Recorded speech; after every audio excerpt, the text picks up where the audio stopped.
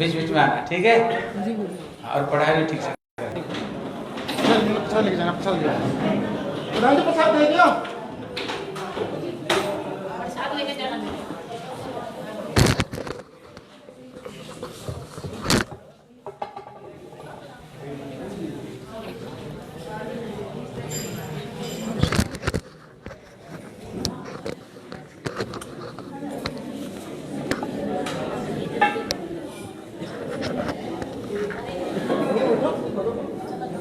हरे कृष्ण हरे बोल।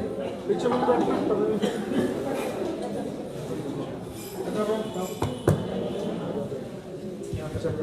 ये को रखने वाला आपको कवर है।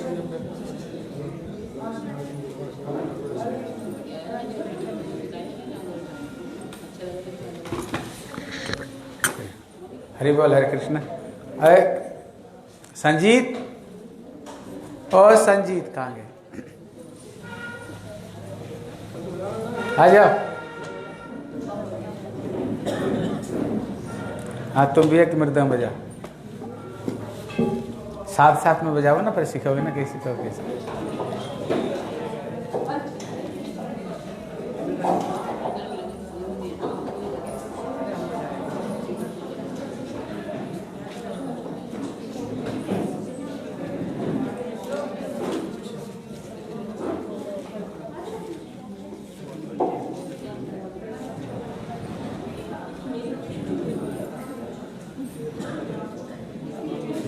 अनुपम माधुरे जोरे हमारे श्याम श्यामा के अनुपम माधुरी जोड़ी हमारे श्याम श्यामा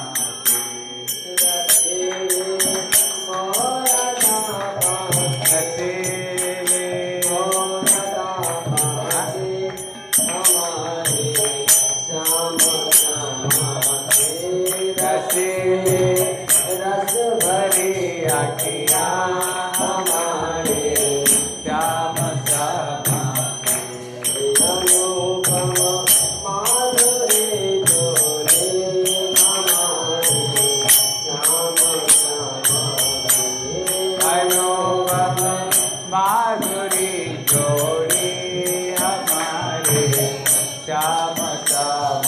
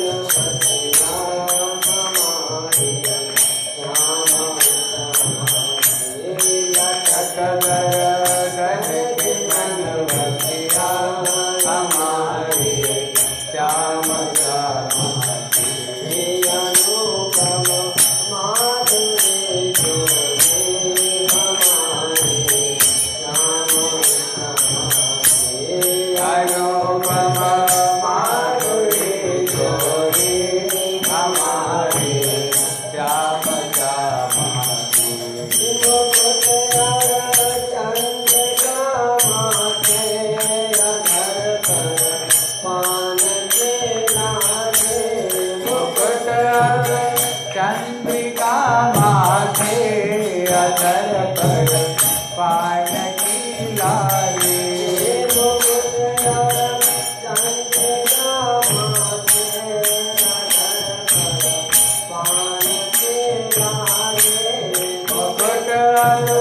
चंद्रिका माथे अधर पर पान की लाली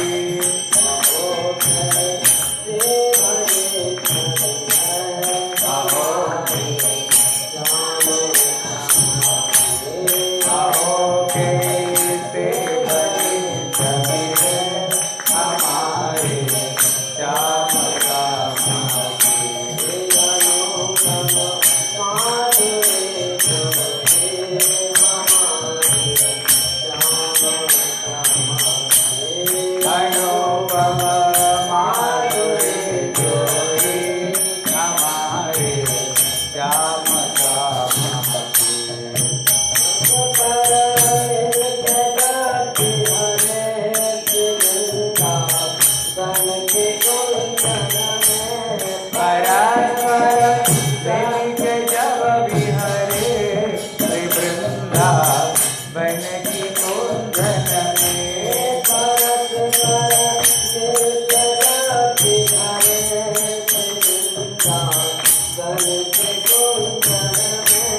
परस्पर मिलित जब विहरे वृंदावन की कुंजन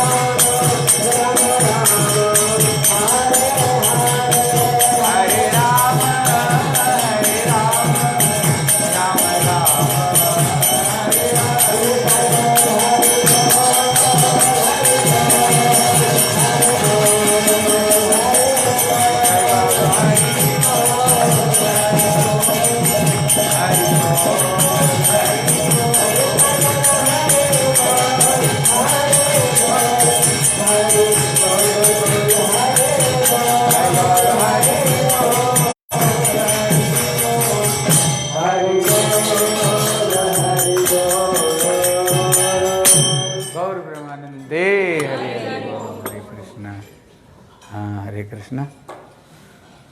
कल हमने जो कथा सुनी थी किसको याद है? महाप्रभु जो इसी जगत में आए, आने का जो तीसरा कारण था, किसको याद है? थोड़ी थोड़ी बोल सकते हो? बच्चों में कोई बोल सकता हो? बोल सकता हो? कुछ याद है? और किसको याद है? कौन बोल सकता है? हरे कृष्ण, हरि बोल। तुम कहो, तुम कहो, हाँ को, हाँ ये आधा कहो, तुम आधा बोलना। हाँ बोलो। आज श्यामानंद बोलना, आधा तुम बोलना, वो आधा बोलेगा। कल क्या हमने क्या था, क्या सुनाया था, याद है कुछ? हाँ, मुकाली जो गए थे से कथा से नहीं, और जो मैंने जो कारण बताया था उसको बताओ। बोला आ जाओ, आ जाओ, फट खड़ा हो, फटाफट जाओ। हाँ हाँ हाँ हाँ, कल मैंने जो बताया था उसको बोलो। अच्छा तो कल मुझे आकर लिखो। अच्छा अच्छा बोलो। हाँ हाँ, बीच में छोड़ दिया था ना, उसको पूरा करना। आने का मुख्य कारण गुरुदेव, हाँ संसार को हरि नाम से भर देना, हाँ प्रेम देने के लिए। हाँ। गुरुवे गौरचंद्राय राधिकायै तदालय कृष्णाय कृष्णभक्ताय तद्भक्ताय नमो नमः। वाञ्छाकल्पतरुभ्यश्च कृपा सिन्धुभ्यैव च पतितानां पावनेभ्यो वैष्णवेभ्यो नमो नमः। सर्वाग्रे पति गुरुपाद पद्म परिव्राजकाचार्य तदन स्वामी विष्णुपाद अष्टोत्तर श्रीमद् भक्तिवेदांत सर्वसंग महाराज जी का मैं शरणारविंद हूँ। असंख्य कोटि धर्म प्रणाम करते हुए उनका एक कृपा प्रार्थना करता हूँ। अभिनव गुरुपाद पद्म श्री भक्तिवेदांत सागर स्वामी महाराज की शरणाश्रय करता हूँ, उनका एक कृपा प्रार्थना करता हूँ। तत्व सब वैष्णव धर्म प्रणाम।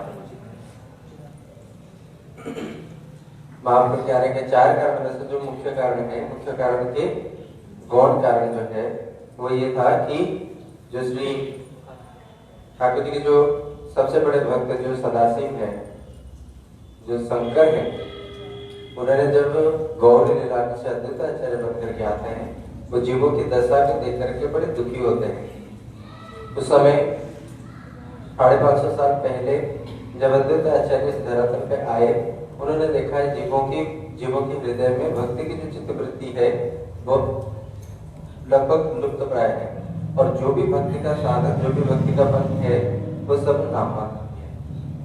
भक्ति करते हैं परंतु उसमें कुछ अलग अर्थ निकाल करके अलग दिशा में वे जाते हैं। जैसे गीता पढ़ते तो थे परंतु केवल शास्त्रार्थ, युक्ति, तर्क आदि को प्रतिष्ठा करने के लिए, उसमें जो भगवान की गुह्य वाक्य है, गुह्य भावना है, उसको समझने के लिए कोई भी शास्त्र नहीं पढ़ते थे। जैसे किसी भी प्रकार की कोई विवाह अनुष्ठान करते थे, उसमें करोड़ों रुपए खर्चा करते थे, परंतु जीवन का वास्तव मूल्य को समझने के लिए एक भी पैसा नहीं खर्च करते थे।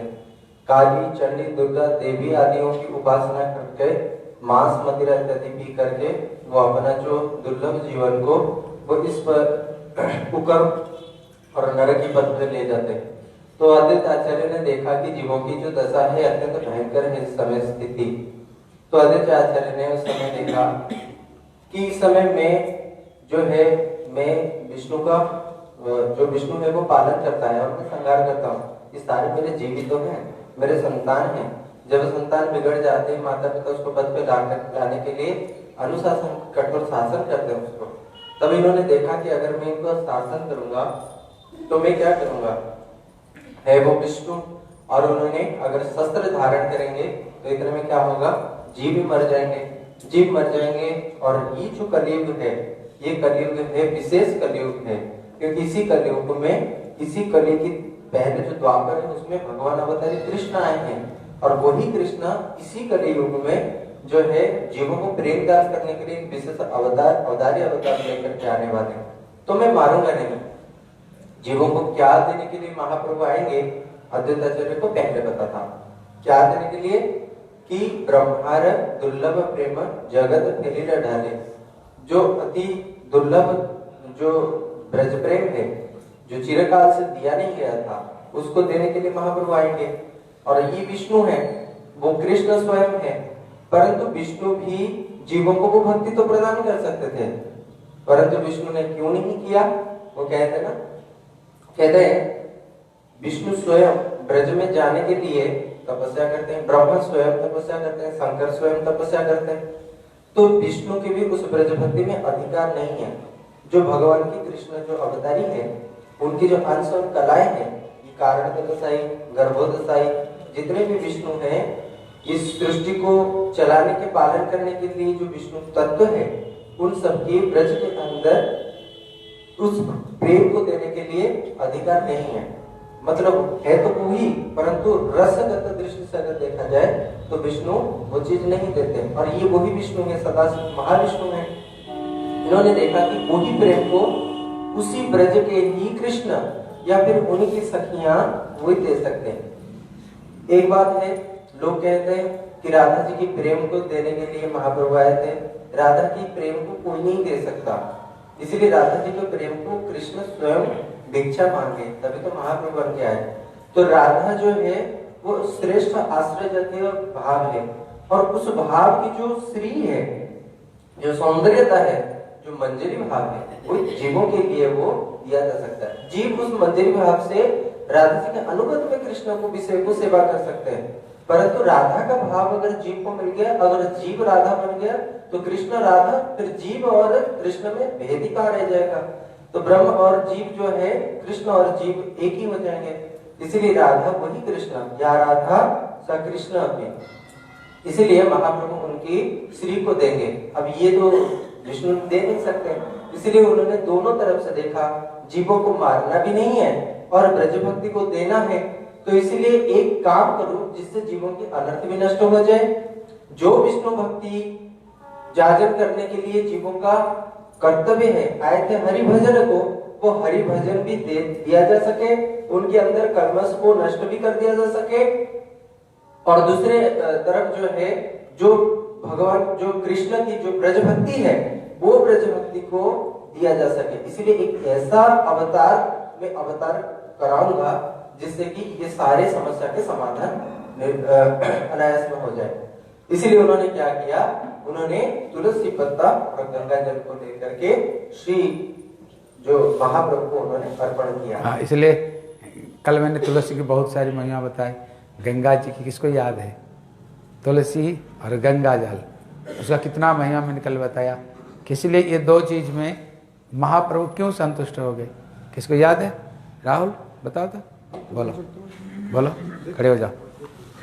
हाँ, सब लोग धीरे धीरे थोड़े थोड़े बोलेंगे तो थोड़ी थोड़ी बोलते बोलते एकदम ज़्यादा हो जाएगा।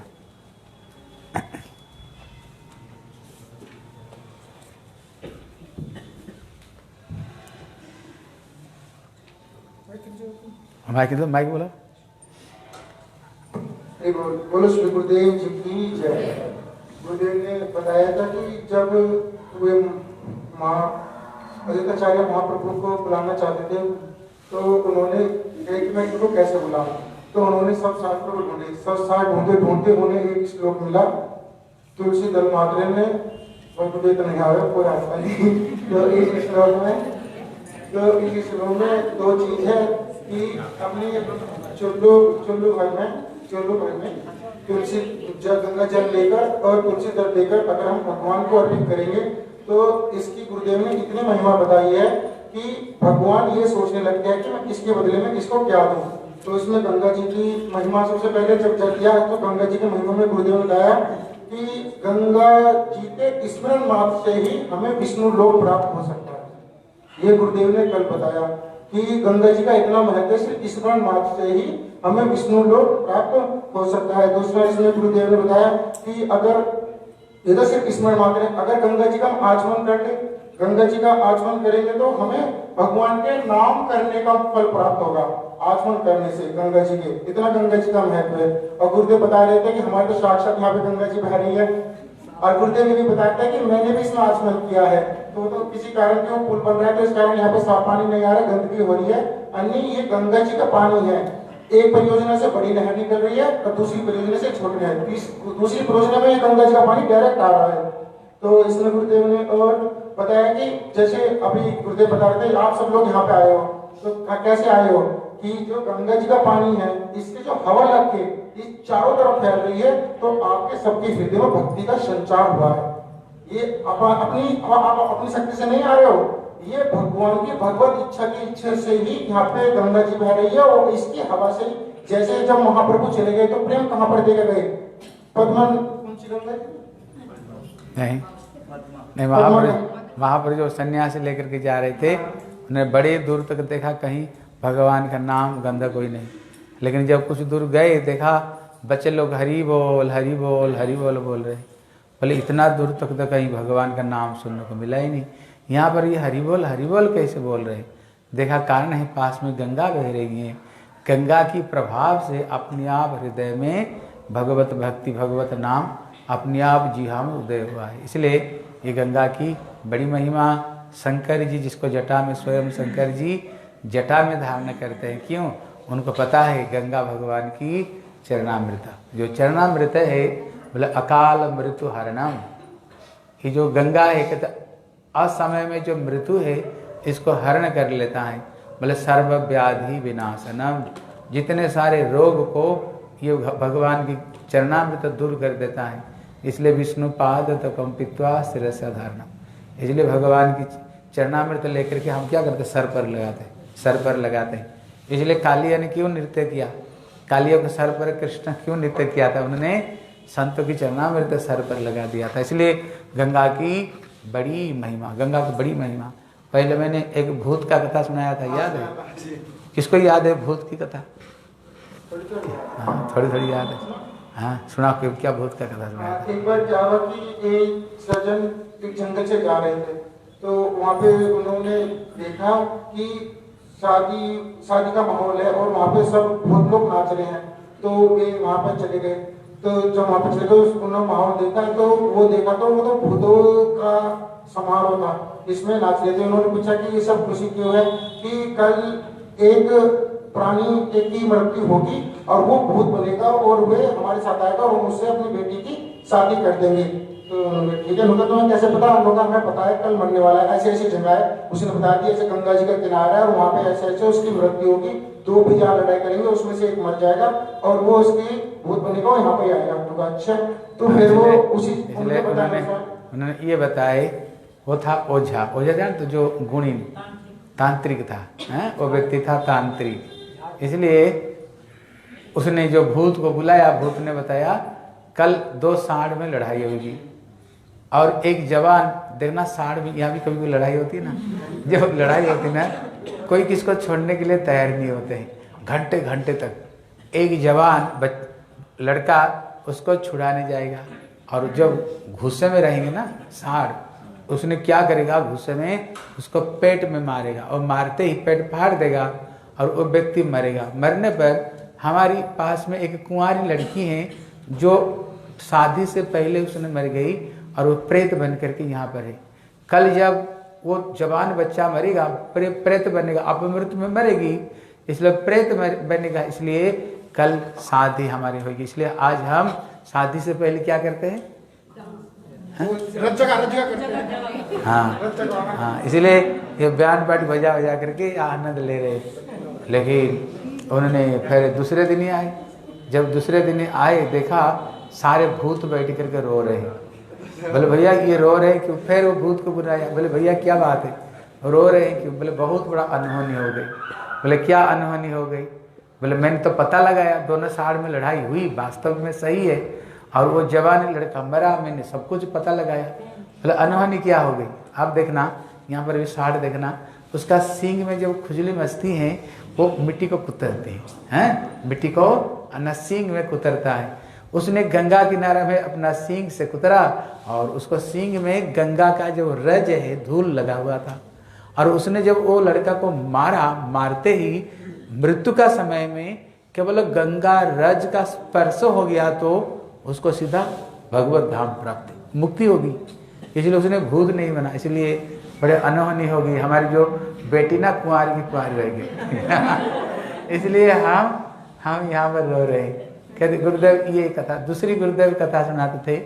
एक समय कोई एक गरुड़ ऊपर में उड़ते हुए जा रहा था। गरुड़ जाते समय खी गंगा किनारा में एक बिल में एक सर्प रहता था, हैं? वो बिल में सर्प रहता था।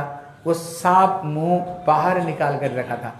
गरुड़ का आहार सर्प, उसने मारा पंजा मार करके जब उसने सर्प को निकाला, निकलते ही उसका प्राण निकल गई।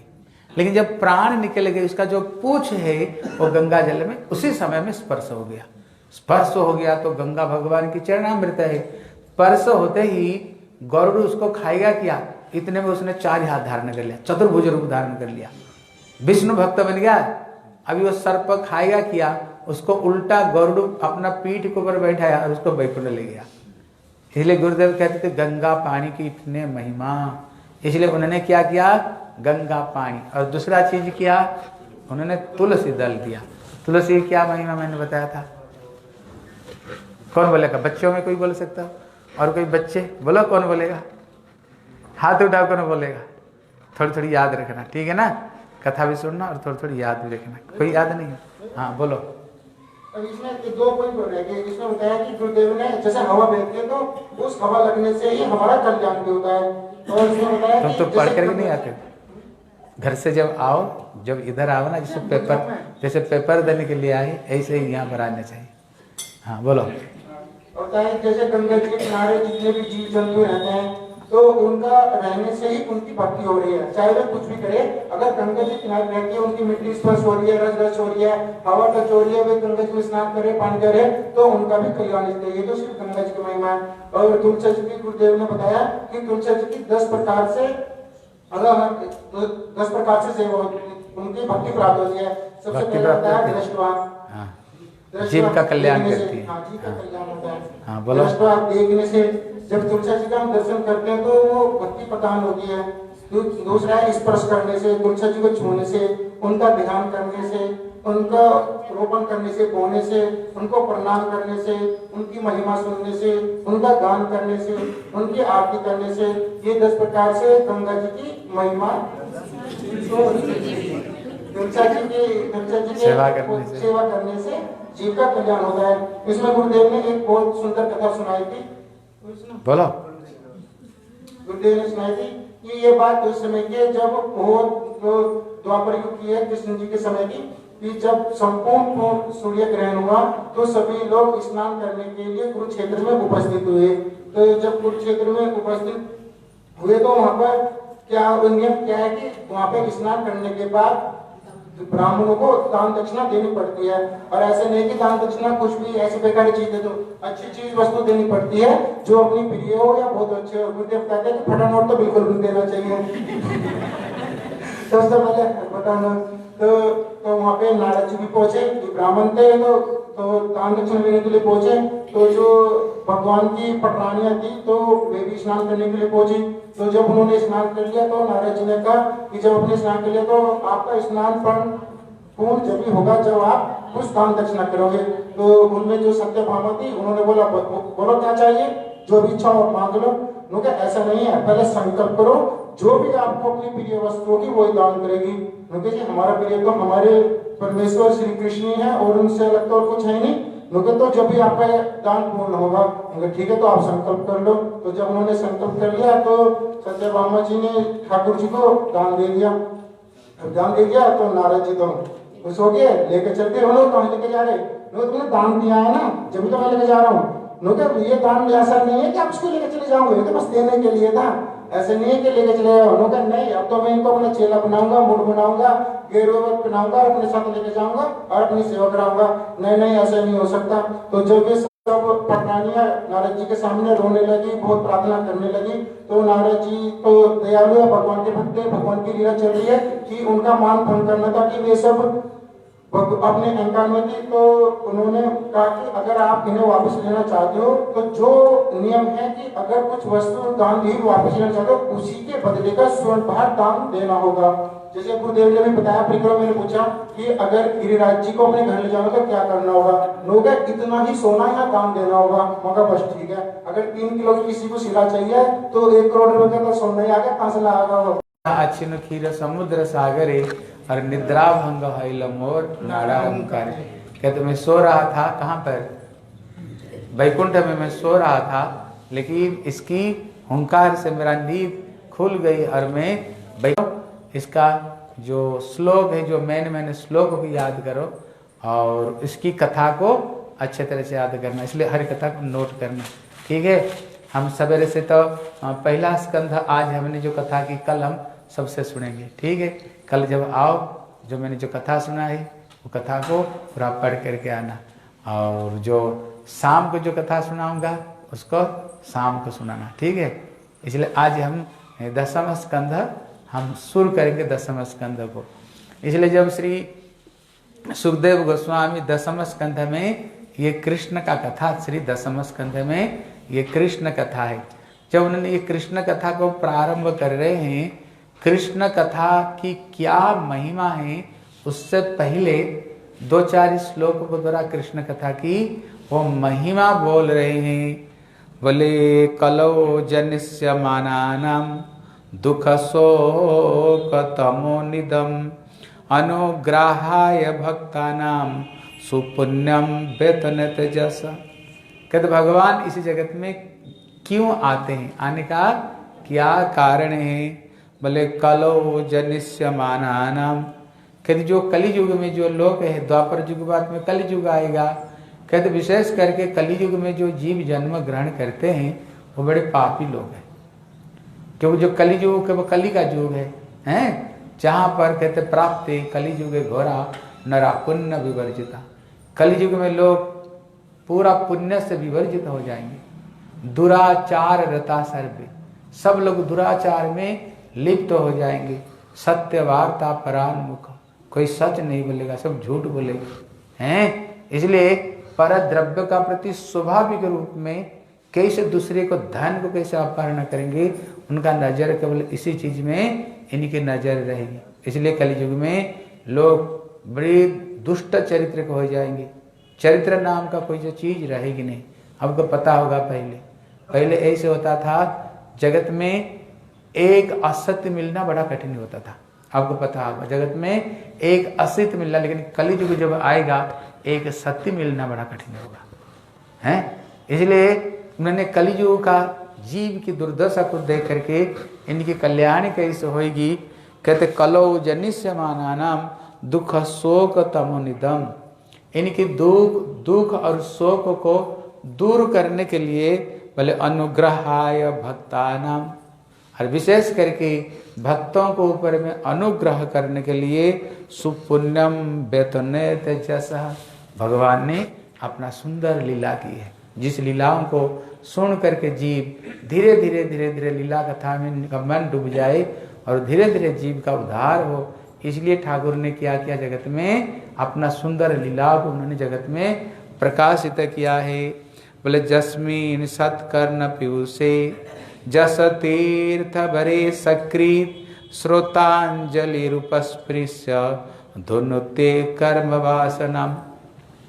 कहते अगर जस्मिन सत्कर्ण पीयूषे जस तीर्थ भरे सकृत, यहाँ पर कह रहे हैं कहते भगवान की जो कथा, जो उनकी जस है, वो जस कैसे हैं, कहते तीर्थ भरे सकृत, भगवान की जो कथा ही यही असली तीर्थ है। लेकिन जो तीर्थ में स्नान करो, तीर्थ स्नान को क्या बताया, बोले कुंजर शौचवत बा वेणु गुल्मवत, इसको उदाहरण दिया। कहते ना हम तीर्थ, हम गंगा जमुना सरस्वती नर्मदे सिंधु सारे तीर्थ घूम गए हैं, 4 धाम मेरा, हम तो पूरा संतों का भी संत बन गए, सारे तीर्थ घूम करके आ गए। कहते तुम कहीं नहीं गए, घर में बैठे हो, ऊपर से लग रहा है तुम सारे तीर्थ घूम करके आ गए। इसलिए तीर्थों को उदाहरण दिया कुंजर शौच, मतलब जैसे एक हाथी को आप तालाब में लेकर के मल करके स्नान करा के आ जाओ, लेकिन उसका एक स्वभाव है, वो पानी से निकलते ही ना सबसे पहले धूल ढूंढेगा। कहाँ अगर धूल नहीं मिलेगा ना, प्यार में रोंद कर धूल बनाएगा और सूढ़ में लेकर के फर करके उड़ाएगा, फिर जाएगा। ये हाथी का स्वभाव है।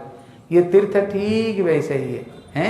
हमारे उधर क्या करते हैं, कार्तिक महीना 1 महीना व्रत करेंगे, धाम में आकर के रहेंगे, रोज जमुना स्नान करेंगे, ठाकुर जी का आरती पूजा खूब करेंगे करके जब 1 महीना बाद में जब घर में घूमेंगे ना, कोई जैसे 4 धाम में जाएंगे, सब घूम घाम कर आएंगे, आकर के बोले बड़े दिनों से माछ नहीं खाए, मछली नहीं खाए, हाँ मुँह अच्छा आज बढ़िया करके मुर्गा लाओ और बकरी लाओ। इसलिए कहते हैं 9 दिन की, कहते 9 दिन दुर्गा आज बाद में मुर्गा।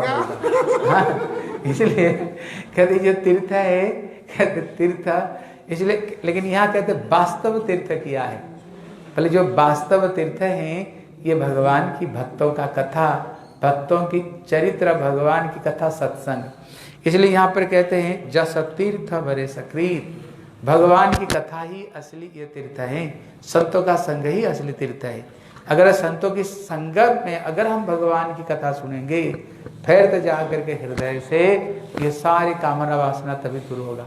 इसलिए यहाँ कह रहे हैं बल जस्मिन सत्कर्ण पीयूषे, अगर ये जो कान को क्या कह रहे हैं, सत्कर्ण। सत्कर्ण मतलब क्या, जिन कानों में हम भगवान की कथा सुनते हैं वास्तव रूप में वही कान ही कान है।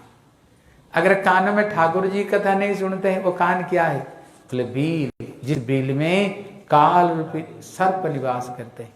इसलिए कहते वही सत्कर्ण है जिस कर्ण में ठाकुर जी की कथा सुना जाए। इसलिए कहते जस्मिन सत्कर्ण पीयूषे, इसलिए भगवान की कथा कैसे, बोले अमृत है। अगर ये कानों में भगवान की कथा अमृत को अगर पान करे तो कैसे, उदाहरण देते हैं श्रोतांजलि रूपस्पृश्य हैं, कथा रूपी अंजलि, ये कान को देखो कैसे, इसका आकृति कैसे दोना जैसे है, हैं? जैसे किसी दोने में जैसे कोई चीज को भर भर कर हम पीते हैं, कान को देखो ठाकुर जी दोना जैसे बनाए। मतलब ये दोना से क्या करो, कृष्ण कथा रूपी अमृत को भर भर करके इसमें हमें पान करनी चाहिए। अगर ये कानों में कृष्ण कथा रूपी अमृत को अगर हम पान करेंगे, बोले धुनुते कर्म वासनाम, कथा सुनने से जितने हमारी कर्म वासना है, जन्म जन्मांतर का जितने अपराध पाप है, ये सब के सब नष्ट हो जाएगा। कैसे, बोले कृष्ण कथा श्रवण को द्वारा ही हो जाएगा। इसलिए जस्याननम मकर कुंडलाल चारु कर्णम भ्राजत कपल सुभगम सबिलासहासम नित्योत्सवम न तत्रिपुरुषि पिबन्त नार्यो नराश्च मुदिता कुपित निमेष। यहाँ कह रहे हैं बोले जस्याननम मकर कुंडल चारु कर्णम, कहते भगवान देखने में कैसे, भगवान की स्वरूप को वर्णना कर रहे हैं।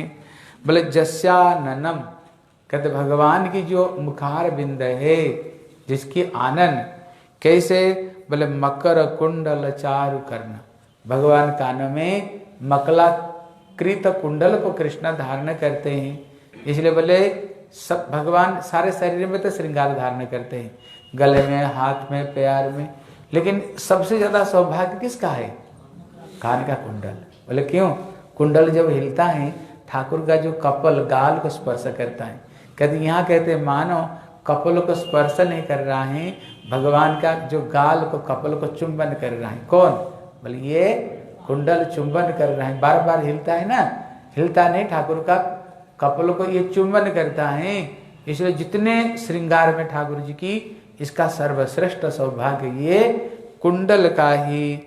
जैसे मकर कुंडल चारु कर्ण भ्राजत कपल सुभगम सबिलास हासम, भगवान जिस समय तांबुल को भगवान ग्रहण करते हैं, तांबुल उस समय भगवान का जो दो गाल है ना, कैसे उदाहरण दिया, फूला हुआ बड़ा सुंदर है, पिचकता हुआ नहीं, बड़े सुंदर ठाकुर जी गाल, बड़े फूला हुआ है, अपूर्व सुंदर ठाकुर जी की। फिर ठाकुर जी का जो हंसी है, जो ठाकुर जी की मीठी मीठी जो हंसी ठाकुर जी का है। इसलिए बोले नित्योत्सवम न तृप्तिपुषि भी पिबन्त्य, इसलिए भगवान का रूप को जब दर्शन करते हैं कहते नित्य उत्सवम, नित्य उत्सव मतलब क्या है, ठाकुर का दर्शन करना कभी जी नहीं भरता है, कभी जी नहीं भरता। जब जब ठाकुर को देखो लगेगा जैसे जीवन में पहला बार देख रहे हैं, पहला बार देख रहे हैं। देखो सवेरे ठाकुर को मंगलारती में दर्शन करते हैं, फिर आकर के फिर दोपहर में फिर आरती में दर्शन करते हैं, फिर ठाकुर का श्रृंगार जब होता है फिर दर्शन करते हैं, फिर शाम को दर्शन करते हैं। बताओ ठाकुर जी देखने पर कोई पुराना लगते हैं, पुराना ठाकुर कभी लगते नहीं, जब देखो ठाकुर जी नए नहीं लगते हैं। इसलिए एक समय कृष्ण राधा रानी कृष्ण के साथ में कुंज में मिले, जब मिल करके राधा रानी के साथ में कुंज में मिले, अभी कृष्ण निकलते हुए जा रहे हैं, इतने में राधा रानी कहते ललिते ये कौन है, ललिते ये कौन है। ललिता कहते अभी तो तेरे साथ में कुंज में मिल करके गए। बोले नहीं, इनको तो लगता है मैं जीवन में कभी देखा ही नहीं, देखा है नहीं। इसका मतलब क्या है, ठाकुर इतने सुंदर, जब जब देखो ठाकुर को लगता है ठाकुर को जीवन में हम पहला बार ठाकुर को हम दर्शन कर रहे हैं। एक समय एक किसी गोपी ने कृष्ण को दर्शन करके राधा रानी को पास में आए, गोपी कहती हैं राधे आज तुम्हें कृष्ण को जी भर करके चरण से लेकर के ना सर तक बहुत अच्छे तरह से दर्शन किया। राधा रानी कहती तू तो बड़ी सौभाग्यवानी हो, कृष्ण को पूरा दर्शन किया। लेकिन जब मैं कृष्ण को कोई अंग में मेरा नजर लगता है ना, पर उनका चरण में, नहीं तो नाखून में, नहीं तो नाक में, नहीं तो आंखों में, मेरा आंख तो चुंबक जैसे लग जाती है, वहां से हटती नहीं। इतने सुंदर कृष्ण, हाँ इतने। इसलिए यहाँ पर कहते भूषणांग, भूषणांग में भगवान कैसे हैं। हम लोग शरीर को क्यों सजाते हैं, साड़ी से अलंकार से शरीर को क्यों श्रृंगार करते हैं, हम देखने में अच्छे लगे। लेकिन ठाकुर जी क्यों श्रृंगार धारण करते हैं, भगवान की सुंदरता बढ़ने के लिए नहीं, श्रृंगार का ही है। जो श्रृंगार का सुंदरता बढ़ता है, ठाकुर का श्रृंगार नहीं बढ़ता है। इसलिए सूरदास का नाम सुने, ये रहते थे गिरिराज गोवर्धन में, वहाँ पर जो हरिदेव है, वहाँ की जो पुजारी था विठल नाथ के जो बेटे थे, ठाकुर को जैसे जैसे श्रृंगार करते ना, ये सूरदास अंधे थे, ठीक वैसे वैसे ठाकुर को रोज रोज ऐसे ऐसे बरना, जैसे श्रृंगार करते ऐसे। एक दिन उनको लगा ये बाबा ढोंग तो नहीं कर रहा है, क्योंकि मैं रोज जैसे जैसे श्रृंगार करता हूँ, वो बोलता है कि तू तो अंधा है। उसने क्या किया, एक दिन ठाकुर को पूरा नंगे ही नंगे रख दिए, और जैसे कपड़ा खोलते ना नंगे रख दिया, ठाकुर को अभिषेक कर दिया, गले में एक मोतिनी की माला डाल दिया और स्क्रीन को लगा दिया, लगा कर ठाकुर पूरा नंगे, श्रृंगार नहीं किया। बोले बाबा बताओ तो आज ठाकुर का श्रृंगार कैसे हुआ। हे सूरदास बोले आज देखा हूँ हरि नंगम नंगे आज तो भगवान पूरा नंगे ही नंगे ठाकुर जी है।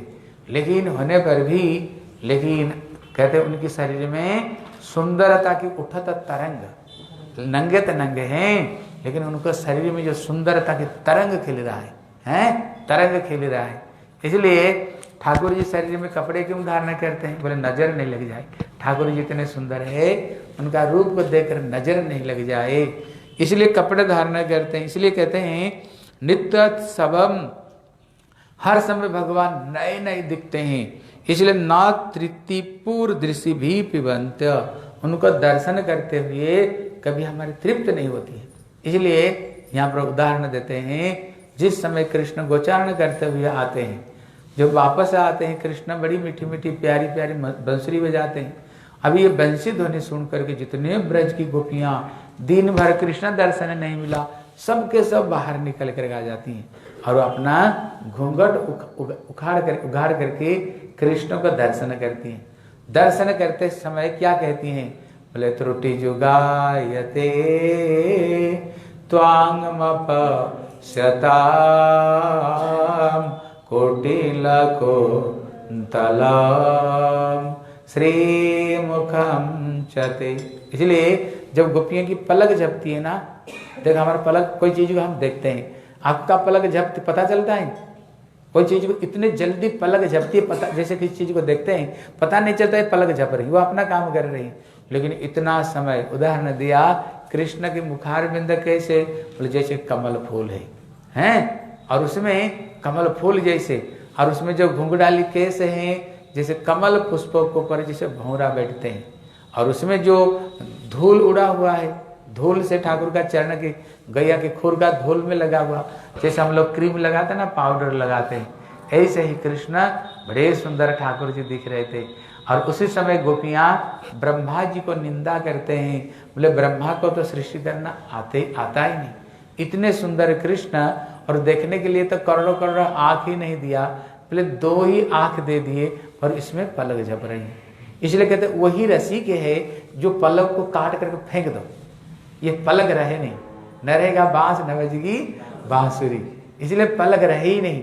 और कृष्ण को पूरा हम एक टक टक नजर से कृष्ण को हम दर्शन करते रहे हैं। इसलिए यहाँ पर श्री विश्वनाथ ठाकुर कह रहे हैं, कत नार्य नरा समुदितम कुपिता निमेशम, इसलिए बड़े क्रोधित होते हैं, क्यों, उन्होंने ये पलक क्यों दिया।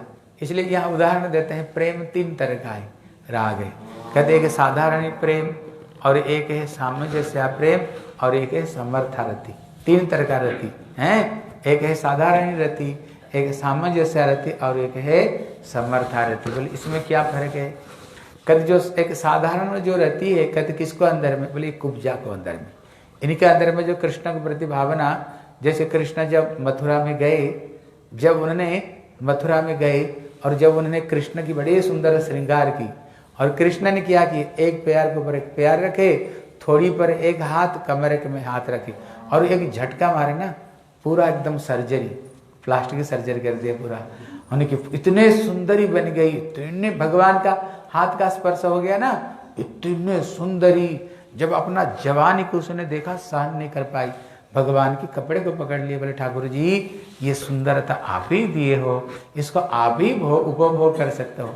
इसलिए ठाकुर को जैसे उन्होंने अपना लेकर घर में गई है, कहते इनका जो रति है, कहते ये साधारण रति है, हैं कहते, और कहते सामंजस्य रति किसकी है, बोले जो द्वारका में जो महिषियाँ हैं, इनका रति कैसे है, सामंजस्य। सामंजस्य मतलब होता है, ये जब शादी हो गई, शादी का समय तो पति का प्रति प्रेम रहता है, लेकिन हर महिषी का 10-10 बेटे, एक एक कन्या हुई। अब देखना जब बच्चे हो जाते हैं ना, पति का प्रति इतना आसक्ति नहीं रह जाता है, वो आसक्ति कहाँ चली जाती है, बच्चों में बढ़ जाती है। अभी बच्चे को पढ़ाई लिखाई करना, बच्चों का बड़ा करना, बच्चों को खिलाना पिलाना, उसका सारे कहाँ चली जाती है, उसका भावना चली जाती है, बच्चों को कैसे हम बड़ा बनाए। जो पति का प्रति जो प्रेम था वो बात हाफ हो गया है। इसलिए कहते इनका जो प्रति है सामंजस्य है, कहते बच्चों में कुछ और कृष्ण से कुछ। लेकिन जो गोपियों का जो प्रेम है, बोले समर्थारथी मतलब है इनका बच्चे नहीं हुए हैं, इनकी कृष्ण को जीवन में जिसने सर्वस्व कृष्ण को ही माना है, कृष्ण के लिए सर्वस्व जो अर्पण कर दिया ये गोपियों ने। इसलिए जिसके लिए कृष्ण कहते हैं गोपियां न पार है अहम निर्बद्ध संजुजाम स्वसाधु कृत विबुधाई वसा विभो। ब्रह्मा जैसे परमाई लेकर के भी तुम्हारी ऋणी से कहीं मैं ऋणी नहीं हो सकता। क्यों?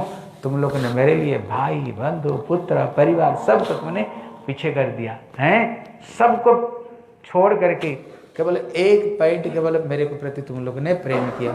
इसलिए इनके प्रेम रति को कहते समर्था। समर्था मतलब कृष्ण को कंट्रोल करने में जो समर्थ हैं, क्योंकि उन्होंने और किसी को अपना प्रेम नहीं दिया। पूरा एक पॉइंट होकर के सर्वधर्मान परित्यज्य माम एकम शरणम व्रजम, सारे को छोड़ करके एकमात्र कृष्ण को जिन लोगों ने प्रेम दिया है। इसलिए यहाँ पर कहते हैं, इसलिए यहाँ पर कहते हैं इनका जो प्रेम समर्था प्रेम है। और यहाँ पर श्री विश्वनाथ चक्रवर्ती ठाकुर कहते हैं कहते महाभावर लक्षण ब्रजो। इसलिए कहते आसन हेतु कहते ये इनका जो एक पलक झपते ही जो उसका सहन नहीं होता है, कहते ये किसका लक्षण है? कहते ये महाभाव का लक्षण है, ये महाभाव का लक्षण है। इसलिए इस सब चीज को उज्ज्वल निर्मणि में बहुत अच्छे तरह से सब चीज को उन्होंने व्याख्या किया। केवल गोपियों के अंदर में ये भावना है। इसको बाद में जब उन्होंने अभी कृष्ण कथा की, कृष्ण रूप की महिमा को वर्णना करते हुए अभी ये दसम स्कंद को शुरू करेंगे। लेकिन दसम स्कंद शुरू करने से पहले उन्होंने क्या किया? उन्होंने एक श्लोक को उन्होंने उच्चारण किया। ये श्लोक तुम लोग कोशिश करना इसको याद करने के लिए। कहते वो श्लोक है क्या है? बोले जातो गत प्रीति गृहात ब्रज में धितार्थ हत्वा रिपुन सुत सता निकृत दुदार उत्पादते सुपुरुषम क्रतुभि समीजे आत्मना निगमम प्रथयन जनेषु। उन्होंने ये श्लोक उच्चारण किया। कहते ये श्लोक में उन्होंने क्या किया? एक श्लोक को द्वारा जैसे अगस्त ऋषि ने चूल भर पानी में ही, चूल भर में ही संपूर्ण समुद्र को उन्होंने पान कर लिया था अगस्त ऋषि, ऐसे ही सुखदेव गोस्वामी एक श्लोक बोल करके ना पूरा कृष्ण लीला को उन्होंने पान कर लिया, पूरा कृष्ण लीला को हैं। उन्होंने क्या बोले जातो गत प्रीति गृहान ब्रज में धितार्थ। कृष्ण कहाँ पर प्रकट हुए? मथुरा में कंस के कारागार में उन्होंने प्रकट हुए। उसको बाद में कहाँ गए? बोले श्री वृंदावन गए हैं, ब्रज में गए। अब ब्रज में जाकर क्या किया? उन्होंने हत्वा रिपुन, पहले उन्होंने पुतना को मारे, उसके बाद में फिर तृणावर्तों का अघासुर, फिर बकासुर राक्षसों को मारे, फिर उन्हें कालिया के सर पर नृत्य की, उसके बाद में फिर गिरिराज धारण किया। हाँ, गिरिराज धारण करते हुए फिर प्रभु ने रासलीला की। रासलीला के बाद में मथुरा में कंस को वध किए। उसके बाद में द्वारका गए, 16,108 पट रानियों से शादी की, हर रानियों से 10-10 बेटे, एक एक बेटी हुई। फिर ऋषियों से उन्होंने अभिशाप को ग्रहण किया, अभिशाप दिया तुम्हारे वंश ध्वंस होगा। फिर प्रभु प्रभास क्षेत्र में गए और जा करके उन्होंने अपना दिव्य धाम को चले गए।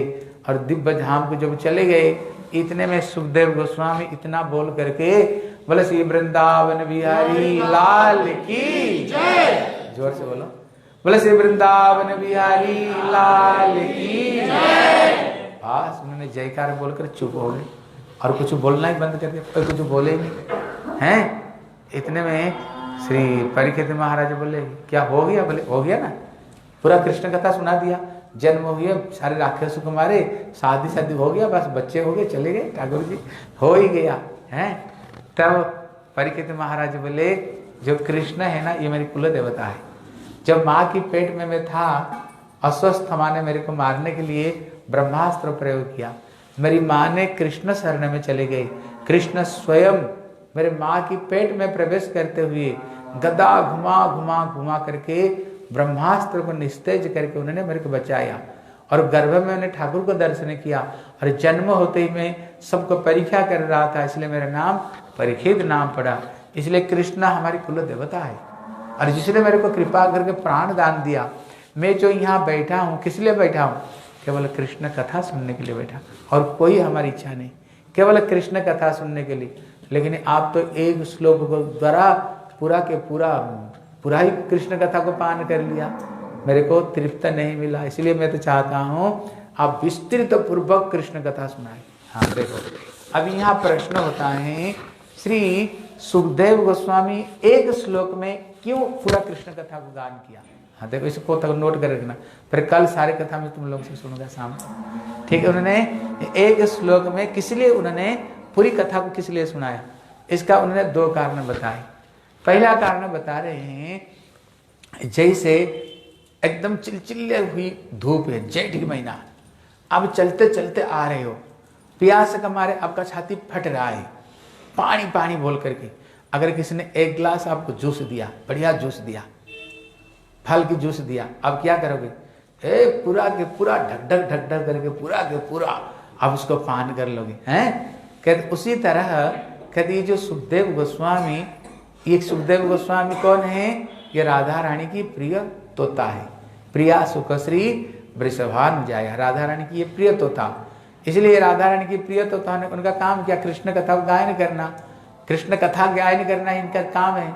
लेकिन उन्होंने 4 दिन ही हो गया, अभी कृष्ण कथा ही नहीं आई। कृष्ण कथा आएगा तब तो गायन करेंगे ना।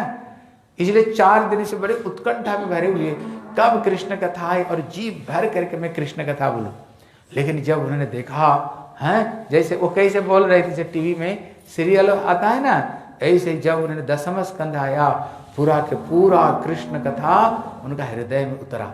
जब कृष्ण कथा उतरा, जैसे ढक ढक करके प्यास में पानी को पी लेता है पूरा के पूरा, उसी तरह उन्होंने क्या किया, एक श्लोक में उत्कंठा में उन्होंने पूरा एक श्लोक को बोल करके पूरी कृष्ण कथा को पान कर लिया। कहते ये एक कारण है। दूसरा कारण बताए, ये देख रहे हैं कि जो परीक्षित सामने बैठ करके कथा सुन रहे हैं, क्या सचमुच से कृष्ण कथा सुनने के लिए बैठा ना, वैसे बैठा है, ऐसे बैठा हुआ। इसलिए उन्होंने एक श्लोक तो बोल लिए और चुप हो गए। जब चुप हो गए, इतने में बोले देख 4 दिन ही हो गया, तुम बैठ कर कथा सुन रहे हो, हम जैसे कथा सुन रहे ऐसे नहीं, वो कंटिन्यू दिन रात बैठे हुए, हाँ, पैखाना पेशाब बंद, खाना बंद, और बैठ कर कथा सुन रहे। बोले तू 4 दिन ही हो गया, एक जगह पर बैठ कर कथा सुन रहे हो, और थोड़ा तो पानी तो पी लो। बोले भैया पानी के लिए जितना गड़बड़ी हुआ ना, पानी पीने के लिए गया तो पानी नहीं दिया, गला में सर्प डाल दिया, अभिशाप होकर तक। इसलिए पानी की बात मत कहा करो। आपकी जो मुखार बिंद है, उन्होंने उदाहरण दिया जैसे कि चंद्रमा, जैसे चंद्रमा को देख करके एक चकोर एक चिड़िया होता है, वो क्या पान करता है? ये चंद्रमा का किरणों को पान करता है।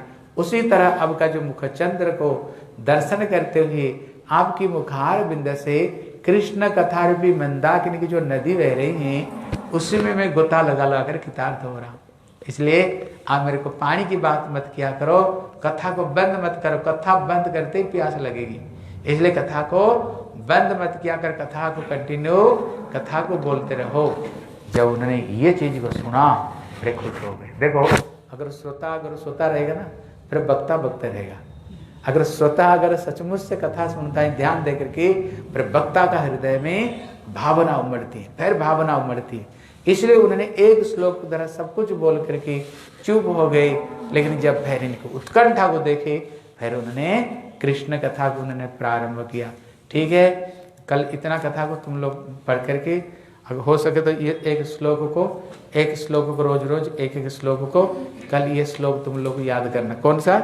जातो गत प्रीति गृहात ब्रज में दितार्थ। ठीक है, ये श्लोक को तुम लोग याद करना, हमारे ब्रह्मचारी लोग। अगर तुम लोगों को कल मैंने बोल रहा था कि श्लोक याद करने के लिए, खुद याद किए हो? बोलो कौन याद किया? नहीं किया? कोशिश करना, अगर हो सके तो कथा के बाद ना एक श्लोक, जैसे कल बताया था बरहा पीड़म नटवर, कथा के बाद में इनसे लिख करके ले जाना, एक कापी रखना, जितना हो सके। दिन में 2 दिन में भी एक श्लोक याद कर लो, बहुत बात है। ठीक है, अभी तुम लोग बच्चे हो, जल्दी जल्दी सब याद कर सकते हो। ठीक है, और आज हमारे चिराग प्रभु जी हाँ कल सुना होगे, इसलिए ये माता जी बोल रही थी, ये नामदेव की हैं नामदेव की कथा सुनने के लिए बोल रही थी, इसलिए मैं तो छोड़ दिया। ठीक है, कोई बात नहीं। क्या बोल रहे? हाँ, कल तुम्हें माधुर्य रस क्या बोल रहे हैं? हाँ तो बोल, सुना दो, आ जाओ, खड़े हो जाओ, जल्दी फटाफट आओ, 5-10 मिनट सुना, जल्दी खड़े हो जाओ।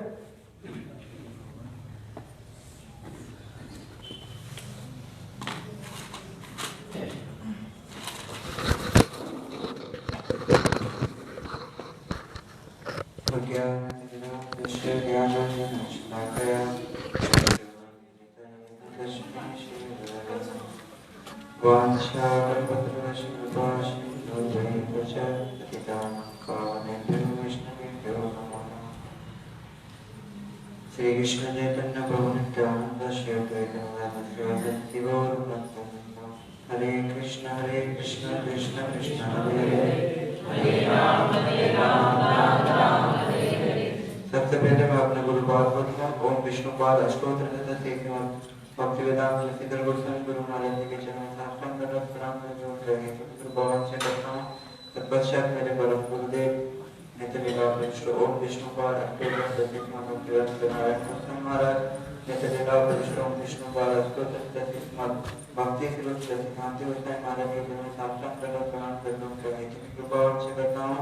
रूपानुग गुरुवर्ग रूपानुग आचार्य वृंद गोस्वामी प्रभु प्रभुपाद प्रभुपाद प्रभुपाद नित्यानंद प्रभु चरण में साष्टांग दंडवत प्रणाम करते कृपा से करता हूँ। उपस्थित समस्त गुरु भ्राता वैष्णव वैष्णवी समस्त भक्तवृंद समस्त चरण में। तो कल हम श्रवण कर रहे थे महाप्रभु आने का मुख्य कारण। तो उसमें हमने एक बात बतलाया था कि कृष्ण ने विशेष रूप में प्रेम प्रदान किया ब्रज में। अब तत्व दृष्टि से कृष्ण और महाप्रभु तात्विक दृष्टि से एक ही है। अगर हम गौड़ीय वैष्णव आचार्य में संग में आए, कथा कीर्तन श्रवण करें, विश्वनाथ चक्रवर्ती ठाकुर की टीका को पढ़े और गुरु वैष्णव से कथा श्रवण करें और विचार करें, तो रसगत अगर हम विचार करेंगे तो पता चलेगा कि सबसे ज्यादा महाप्रभु का रस में वैशिष्ट ज्यादा है। कैसे ज्यादा है? शास्त्र में बताया गया कृष्ण पूर्ण है। अब पूर्ण होते हुए कृष्ण का इच्छा रह गया, 3 इच्छा रह गया जो मैंने कल बताया था। अब ये इच्छा रह गया इसलिए ये पूर्ण नहीं है। अब शास्त्र में पूर्ण पूरा का पूरा बताया कि कृष्ण क्या है ना, 64 रस का पूर्ण रूप में है। अब देखा गया था इसमें रस में भी विचार है। बोले कैसे विचार है ना, कृष्ण को शास्त्र में दयालु बताया गया है। 64 गुण में एक गुण भगवान कृष्ण का बदान्य है, दयालु है। जैसे पूतना अवतार लीला में बता रहे हैं कि गंगा दयालु शरणम भजे, कि ऐसे दयालु कौन है जिसने पूतना को भी क्या किया ना, माता की गति दिया। और ऐसे दयालु कौन है? हमारे गुरुदेव बताते थे कि इन्होंने क्या किया, जितने भी असुर का वध किया सबको ऊपर विशेष रूप में कृपा किया। बोले कैसे कृपा किया? जब ये अगासुर वध कर रहे थे तो उसी समय कैसे वध किया? अगासुर के मुख के अंदर चले गए, तो उनका चरण धूलि अगासुर के मुख में गया।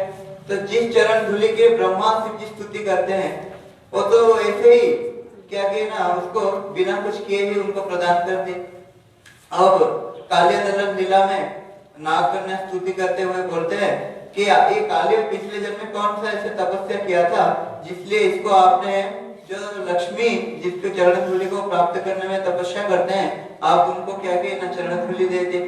तो ऐसे बकासुर लीला में भी भगवान क्या किए ना, जो बकुली है उसके मुख पे भगवान एक अपने चरण रख दिए। तो ऐसे जितने भी लीला है तो उसमें क्या किया भगवान ने विशेष कृपा किया, सबके ऊपर दया दिखाया। अब हमारे रूप को उसमें बात बताते हैं श्री लघु भागवत मुताम में कि कृष्ण ने क्या किया ना, ब्रज में लता पता गुल्म को और जो बंदर है उनको भी माखन चोरी लीला में उन्होंने क्या किया, अपने उच्छिष्ट को दे के विशेष रूप में प्रेम दिया। अब प्रेम के जो दिए कृष्ण ने, ये कहाँ पे दिए ना, ब्रज में ही दिए। ब्रज से बाहर ही कृष्ण क्या किए ना, किसी को भी प्रेम नहीं दिए। प्रेम के मामले में कृष्ण क्या किया ना, बड़े तोड़ मोल करके कृष्ण सबको क्या किया ना, प्रेम प्रदान किए। तो ब्रज से बाहर जैसे हम जैसे जगत जीव को अब प्रेम कौन दिया ना, कृष्ण ने एक तो विषय जातीय प्रेम को सबको प्रदान किया, लेकिन महाप्रभु ये किया कि ना आश्रय जातीय प्रेम को प्रदान किया। वही प्रेम को महाप्रभु जब आते हैं वो क्या करते हैं, वो सारे के सारे जो उसमें विचार नहीं, इसलिए वहां पे बता रहे हैं चैतन्य चरितामृत में कि पात्रा प्रात्रा विचार नहीं, ना ही स्थान स्थान, ना पात्र का विचार किया ना स्थान का विचार किया। जहाँ पे जैसे जिस जो वो मिल गया उसको क्या किया ना, वही प्रेम को प्रदान कर दिया। तो इसीलिए रस दृष्टि से अगर विचार किया जाए तो कृष्ण से ज्यादा क्या ना, रसगत प्रेम को जो प्रदान करने वाले वो कौन है ना, महाप्रभु है। कृष्ण से परम दयालु कौन है ना, महाप्रभु है। तो इसमें गुरुदेव बड़े अच्छे बात बताते थे कि बताते थे कि जो रूप मंजरी है वो सबसे सब मंजरी में श्रेष्ठ है। अब इनका मंजरी में श्रेष्ठ अधिकार भी है, क्योंकि श्रेष्ठता होने के कारण ये क्या करते हैं ना, राधा कृष्ण के अन्य मंजरी के उपेक्षा ये क्या करते हैं ना, जो विशेष सेवा है उनको करते हैं। अब रूप गोस्वामी रूप मंजरी जो ये राधा कृष्ण की सेवा करते हैं, इन्होंने हमको थोड़ी ना आके बताया कि कैसे साधन करना है, कैसे राधा कृष्ण की सेवा करना है। इन्होंने तो ये विचार को बताया ही नहीं। तो यही रूप मंजरी जब रूप गोस्वामी बन के महाप्रभु की लीला में आते हैं, तब इन्होंने विशेष रूप में हमको बताया क्या ना, कैसे भजन करना है, कैसे साधन करना है, कैसे उसी जो रूपानुगत जो कोई मतलब ग्रहण करेगा उनके अनुगत में कैसे राधा कृष्ण प्राप्त होंगे, वो किस भाव से राधा कृष्ण को सेवा करते हैं, वो उन्होंने क्या किया ना, सारे के सारे बात बताया। तो इसीलिए कृष्ण तो प्रेम तो देते हैं, लेकिन ब्रज के अंदर जब ये महाप्रभु के रूप में आते हैं और इनके जो परिकर और इनके जो मंजरीगण ये भी जब क्या करते हैं ना, जब महाप्रभु के लीला को पुष्टि करने के लिए सब इनके मंजरी और इनके परिकर जब आते हैं इस जगत में, वो क्या करते हैं विशेष रूप में वही प्रेम को विशेष रूप में क्या करते हैं ना, उसी को सिखा देते हैं। तो यहाँ पे हमारे गुरुदेव एक बड़े अच्छे बात बताया करते थे कि महाप्रभु ने ये प्रेम को किसके हृदय में संचालित पहले करके दिया, बोले नित्यानंद प्रभु। ये नित्यानंद प्रभु कौन है ना, ये साक्षात गुरु तत्व है। इन्होंने क्या किया ना, नित्यानंद प्रभु क्या किया ना, घर घर जाके ये क्या किया ना, प्रेम का बांधना करते, मतलब प्रेम का पुष्टि किया, बांध ले आए। तो इसीलिए नित्यानंद प्रभु को क्यों चुना, क्योंकि ये गुरु तत्व है। इसीलिए ये जो प्रेम रस है इसको हम अकेले अपने अध्ययन से या अपने बल से, कोई टेक्नोलॉजी बल हो जाए, कोई भी बल, ज्ञान बल, मानसिक बल से इसको हम क्या करें, इसको मतलब ग्रहण नहीं कर सकते। जब तक हम कोई सद्गुरु के चरणाश्रित नहीं हो जाए, जब तक हम रूपानुगत्य को स्वीकार नहीं करें, तब तक हमको क्या होगा ना, वो वाला प्रेम हमको प्राप्त नहीं होगा। तो इतना ही था।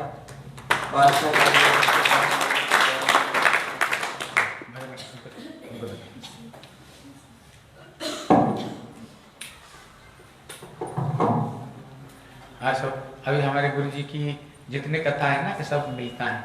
अभी अगर जितने सब बात कह रहे हैं, हमारे गुरु जी ने ये सब क्लास दिया है, इसलिए आप लोग हो सके तो उसको ऑडियो में उसको आप रिकॉर्डिंग करके आप कान में, जैसे घर की काम कर रहे हो, घर की रसोई बना रहे हो, घर की कान में उसको लगा करके आप सुन सकते हो। गुरु जी की लेकर के हैं आप अपना मोबाइल में भर दो और गुरु जी कथा सुनते रहो, गुरु जी की कथा सुनते रहो। सावरिया मीठे मीठे बाजे मधुर तेरे बांसुरिया।